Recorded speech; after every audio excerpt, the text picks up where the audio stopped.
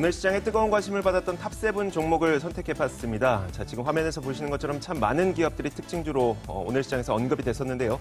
어떤 종목들을 선택했는지 탑7 종목 지금부터 공개하겠습니다. 자, 먼저 탑7으로 7번째 종목은 저희가 대한항공, 진에어, 한진칼 이렇게 오너 리스크가 있는 기업을 선택해봤습니다.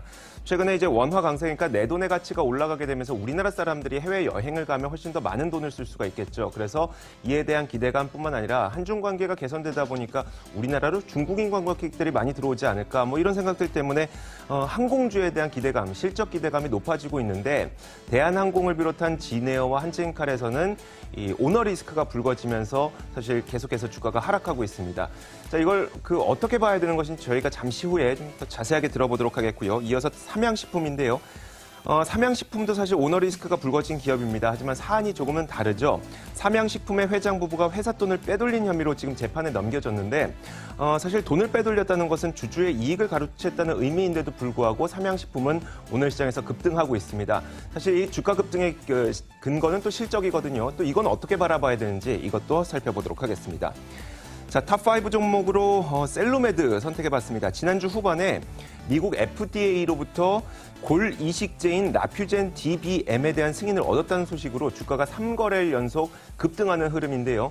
지난주 목요일부터 금요일 상한가를 기록했고 오늘 시장에서도 장중에 상한가가 잠시 풀리긴 했습니다만 여전히 상한가 기록하고 있습니다. 그러면서 3거래일 만에 주가는 120%나 급등하는 모습입니다. 자, 메타바이오메드인데요. 최근 제약바이오 기업에 대한 기대치가 높아지면서 이런 기대감이 이제 다양한 의료기기 업체들까지 확대가 되고 있습니다. 그 가운데 하나가 메타바이오메드고요. 그러다 보니까 오늘의 장중에도 계속 상승 탄력을 높여가는 모습이죠. 장 막판 다가오면서 거의 상한가에 진입하고 있습니다. 현재 6,320원까지 올라선 채 거래되고 있습니다. 자, 이어서 탑3 종목으로 삼성전기인데요. 본격적인 어닝 시즌을 맞이하면서 삼성전기가 실적 기대감으로 52주 신고가를 경신하고 있어요. 최근 반도체 시장의 화두인 MLCC 가격이 올라가고 있고 이에 따라서 삼성전기의 실적 증가 속도도 기대보다 높을 것이다. 이런 증권가 분석이 나오고 있습니다. 자, 그러면서 오늘 시장 5.9% 오르고 있습니다. 12만 5,500원까지 올랐습니다. GKL인데요. 외국인 전용 카지노를 운영하고 있는 기업이죠. 저평가되어 있다는 증권가의 분석이 나오고 있어요.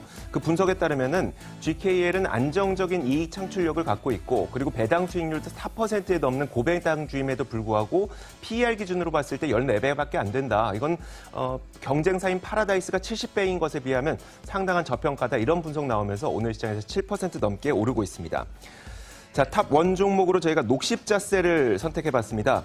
프랑스 파리에서 개최된 유럽 간 학회죠. 국제학술대회에서 이뮨셀 LC의 임상 3상 시합의 5년간의 추적 결과를 보고를 했는데 이게 최우수로 선정이 됐다고 해요.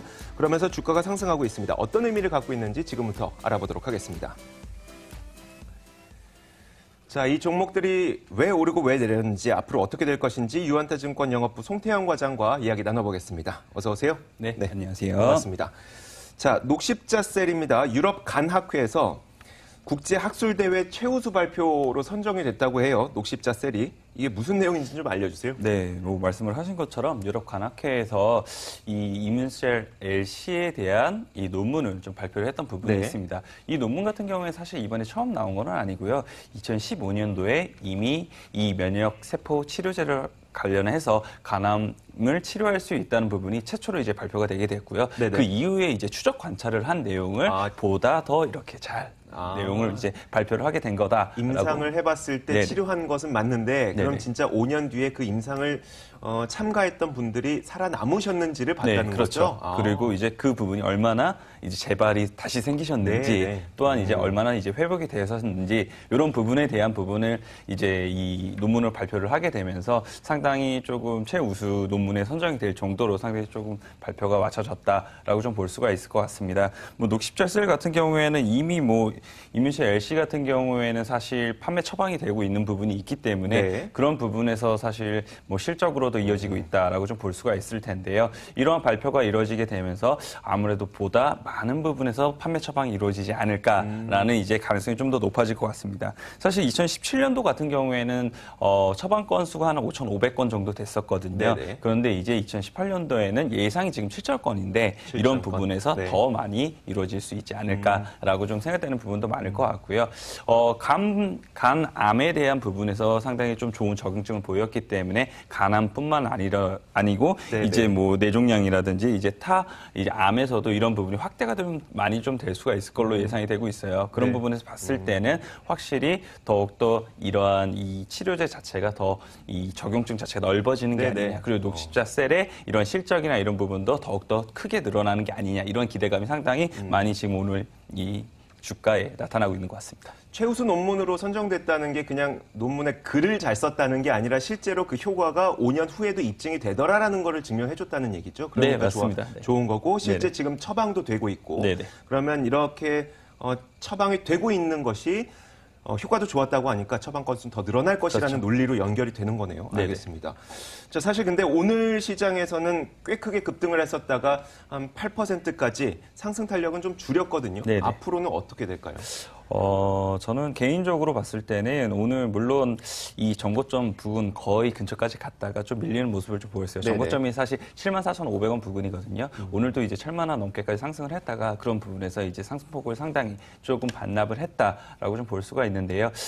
저희가 개인적으로 생각했던 부분은 아까 말씀을 드렸던 것처럼 점점 더 이제 판매 처방이나 이런 부분이 늘어날 요소가 상당히 많다라고 보여지는 부분이 상당히 많고요. 그런 부분에서 봤을 때는 녹십자 셀이 계속적으로 뭐 또 다른 애로라든지 아니면 판매권을 다른 회사에게 이제 MOU를 맺는다거나 이런 부분이 충분히 더 생길 수 있다라고 좀 보여지는 부분이 있거든요. 네. 그런 부분에서 봤을 때 주가 아무래도 상승 탄력이 앞으로도 조금 모멘텀이 많아 보인다라고 좀 보여지는 부분이 있고요. 그래서 앞으로도 조금 더 우상향하지 않을까라고 좀 생각되고 있습니다. 저희가 세 가지 의견을 드리고 있죠. 좋아요, 글쎄요, 나빠요. 이 가운데 하나를 선택하자면 그러면 좋아요 의견. 네, 좋아요 의견 드리겠습니다. 녹십자 셀에 대해서는 좋아요 의견을 드리도록 하겠습니다. 자, 이어서 GKL 한번 보겠습니다. 외국인 전용 카지노를 운영하고 있는 기업이고 사실 파라다이스와 경쟁사라고 볼 수가 있어요. 강원랜드는 이제 우리나라 분들이 들어가시는 그렇죠. 곳이니까요. 네네. 그런데 이게 GKL이 상당히 저평가되어 있다는 평가가 나왔다면서요? 네, 뭐 동종 업계에 대비해서 사실 경쟁업체와 비교를 했을 때 하나의 업체가 하나 업체 대비 뭐 많은 부분에서 더 매력도가 있음에도 불구를 하고 네네. 시가총액이나 주가가 싸다라면 아무래도 그런 부분을 더 많이 사고 싶으신 부분이 생기실 거잖아요. 같은 물건이라면 네. 싸게 사고 싶은 거죠. 네, 그런 부분에서 봤을 때 상당히 파라다이스하고 GKL은 많은 부분 닮았다라고 좀 볼 수가 있을 것 네네. 같아요. 사실 중국인 비중에 대한 부분이 상당히 좀 많이 닮은 모습이 좀 있는데요. 사실 이런 카지노에서 드랍액이라는 게 상당히 좀 중요한 건데 그게 뭔지 간략하게만 좀. 네, 뭐 네. 쉽게 말씀드리면 드랍액 같은 경우에는 이제 중국인들이 이 카지노를 이용을 하게 되면서 거기서 이제 수익을 얼마나 발생을 시켜주느냐 요거를 이제 그러니까 카지노를 방문하시는 분들께서 얼마나 많은 금액을 베팅하느냐가 드랍액인 거죠. 네네네. 네. 그렇게 보시면 좀 네네. 될 것 같고요. 그런 부분에서 봤을 때는 이제 매스적인 측면이나 VIP적인 측면에서 봤을 때 두 양사가 한 35%로 거의 비슷한 모습을 좀 보이고 있어요. 네. 예, 그런 부분에서 봤을 때 중국 이제 사드 관련해서 상당히 둘 다 안 좋아졌었잖아요. 네. 그런데 이제 파라다이스 같은 경우에는 사실 2017년도 적자로 좀 전환을 하게 되면서 영업이익이나 이런 부분이 조금 더 스테디하지 못한 모습을 좀 보였는데요. 그에 비해서 GKL 같은 경우에는 사실 뭐 2016년도에 한 1,500억 정도의 영업이익을 했다가 네. 2017년도에 한 1,000억 그리고 2018년도에 다시 한 1,400억 정도의 이제 영업이익을 달성을 할 것으로 보이고 있습니다. 이렇게 이제 영업이익이나 이런 부분의 안정성을 계속적으로 좀 가져가고 있다라고 네. 좀 보여지는 부분이 있고요. 그리고 반대로 보게 되면 또 시가총액 같은 부분은 사실 파라다이스 대비 조금 더 GKL 싼 부분이 있거든요. 네, 네. 그래서 그런 부분에서도 상당히 GKL의 매력도는 더 올라가는 것이 아니냐라고 좀 생각되고 있습니다. 알겠습니다. 자, 그렇다면은 GKL이 앞으로 어디까지 갈 것인가에 대한 궁금증인데 그 저평가된 것이 많은 투자자분들이 나도 저평가돼 있다고 생각하면 더 갈 것 같은데요. 그렇게 생각하게 될까요? 뭐 그럴 가능성이 아무래도 조금 높아진다라고 네네. 보여지는 게 오늘 이 장대 양봉이다라고 좀 말씀을 좀 드리고 네네. 싶고요. 지금 보게 되면은 바닥권에서 처음으로 이제 반등이 나오는 모습을 좀 보이고 있습니다. 이런 부분에서 보게 된다면 이 파라다이스와 아까 많은 부분 비교를 했었는데 파라다이스의 시가총액과 어느 부분을 좀 많이 밸류에이션적으로 비슷해지는 부분이 생길 것으로 보이고 있거든요. 네네. 그런 부분에서 봤을 때는 대략적으로 한 20에서 30% 정도의 룸은 더 열려 있다라고 좀 예상이 되고 있어요. 네. 그런 부분을 봤을 때는 앞으로 향후의 주가는 조금 더 높게 상승을 하지 않을까라고 생각되고 있습니다. 그렇다면 3만 원대 초반 정도까지는 바라보고 계시는 걸로 네, 알겠습니다. 좋아요 의견 주시는 거죠? 네네. 네, 알겠습니다. GKL도 저희가 좋아요 의견을 드리도록 하겠습니다. 자, 이번에는 오너 리스크가 있는 종목을 살펴볼 텐데 삼양식품입니다. 회장 부부가 이제 50억 원 정도를 회사 돈 빼돌렸다는 네네, 소식과 그렇죠. 함께 하락할 법도 하지만 오히려 상승했어요. 그것도 꽤 큰 폭의 상승을 기록했어요. 네네. 왜 그럴까요? 사실 뭐 오너가 사실 횡령 배임을 했다. 네네. 이런 부분은 상당히 좀 안 좋았던 부분이 있는 건데요. 사실 이런 부분이 오늘 처음으로 뭐 제기된 부분은 아니에요. 사실 네. 2월 20일 날부터 계속적으로 이런 기소 여부나 아니면은 의문감이 들면서 수사를 하게 되었고요. 네. 3월 20일 같은 경우에 사실 피의자 신분으로 이미 조사를 받았기 때문에 그런 부분에서 주가적인 측면에서 많은 부분 영향을 미쳤다. 하락으로 영향을 미쳤다라고 이미 좀 투자자들은 다 알고 있었다는 거죠? 그런 부분이 있었던 것 같고요. 거기에 추가적으로 하나 더 말씀을 드리면은 사실 이 횡령 배임 금액이 네. 사실 자기 자본의 한 5%가 넘어가게 되면 그런 부분에서는 이제 실질 심사 대상이 되게 되거든요. 그 네. 상장 폐지에 상장 관련해서 폐지를 할 예. 것인지 말 것인지. 예.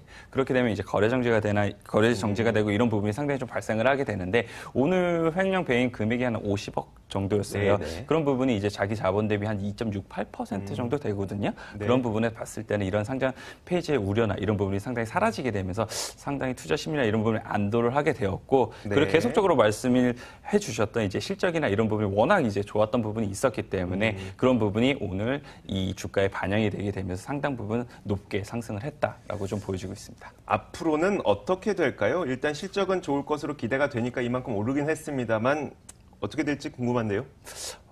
저는 일단 세 가지 중에 좋아요 네. 드리고요.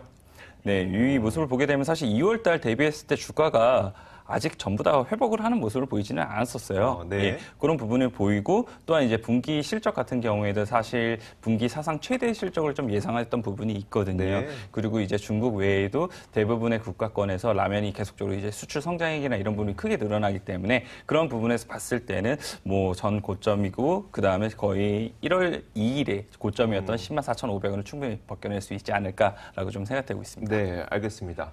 자, 이어서 오너리스크 기업 한 가지만 더 보죠. 대한항공 보겠습니다. 대표적인 기업으로 보죠. 뭐 진에어나 한진칼 다 연관이 되어 있긴 하지만 자, 대한항공이 이제 그 오너리스크가 불거지면서 오너의 이제 어떤 갑질 행태 때문에 네네, 좀 그렇습니다. 주가가 많이 하락하고 있는데 사실 이 기업도 지금 실적에 대한 기대감이 상당한 기업이거든요. 여기는 또 하락했어요. 이건 또 왜 그럴까요?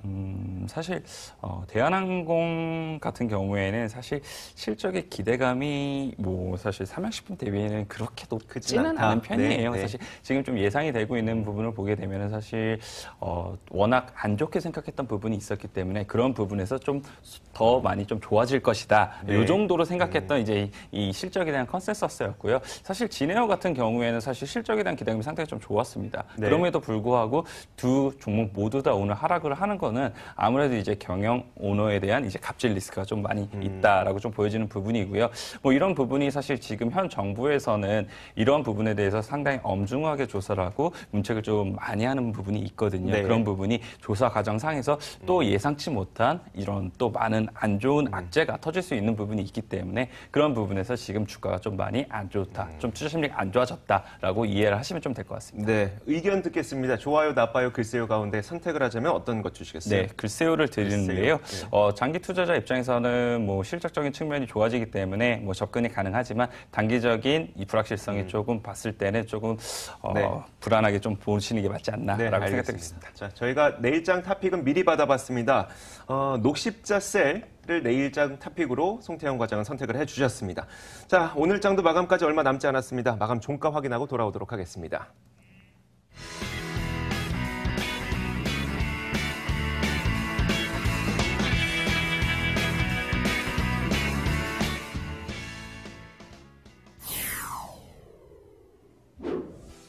네, 동시효과 전해드리도록 하겠습니다. 코스피 같은 경우에 상승으로 출발을 했는데요. 동시효과 부근에서 어떻게 전개가 되고 있을까요? 0.1% 오름세로 돌아섰습니다. 2,457선 마감 앞두고 있고 코스닥은 0.52%의 오름세 896선 마감을 앞두고 있습니다. 호가였습니다.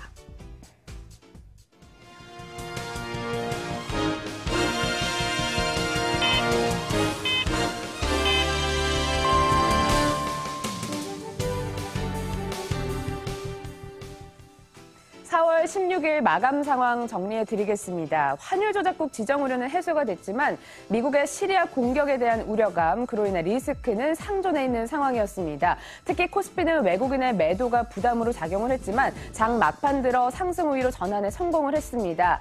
자, 수급 흐름 살펴보도록 하겠습니다. 외국인의 수급이 아쉬웠는데요. 환율 보고서 불확실성 해소 등에 힘입어 외국인의 매수세가 있을 것이란 관측도 있었는데 결국 매도 우위로 전환이 됐고 물량도 키웠습니다. 700억 원 가까운 순매도 우위로 집계가 됩니다. 기관의 수급에는 가닥이 없었습니다. 다만 순매수 우위로 집계가 되면서 59억 원을 순매수했고 개인도 기관 따라 쌍끌이 매수 771억 원을 순매수했습니다. 코스닥 살펴보도록 하겠습니다. 외국인이 매수를 했는데요. 392억 원을 순매수했죠. 개인도 262억 원의 순매수. 하지만 기관 하루 만에 매도로 전환이 됐고요. 금융투자 중심의 매도가 흘러나왔습니다. 445억 원을 순매도했습니다. 섹터별 흐름도 함께 짚어드리도록 하겠습니다. 오늘 카지노 섹터가 두드러지게 올랐었는데요. GK1이 7.66% 강세를 보이면서 26,700원에 마감을 했습니다. 저평가된 중국인 수혜주라는 증권사 호평도 있었습니다. 파라다이스도 장중에 5% 강세까지 갔다 상승분은 일부 반납하면서 1.54%의 오름세로 강원랜드 무려 8거래 만에 상승 우위로 전환된 점이 특징적이기도 했습니다. 원자력 발전 섹터 살펴보도록 하겠습니다. 사우디 에너지 장관의 방한 예정 소식에 관련주의 기대감이 웃돌았습니다. 우리 기술 가격 제한폭까지 상승을 했었는데요. 25.95% 강세에 그쳤고 한전기술 11.60% 오름세, 다른 종목 BHI라든지 보성파워텍, 에너토크도 큰 폭으로 뛰어오르면서 장을 마쳤습니다. 마감 시황 전해드렸습니다.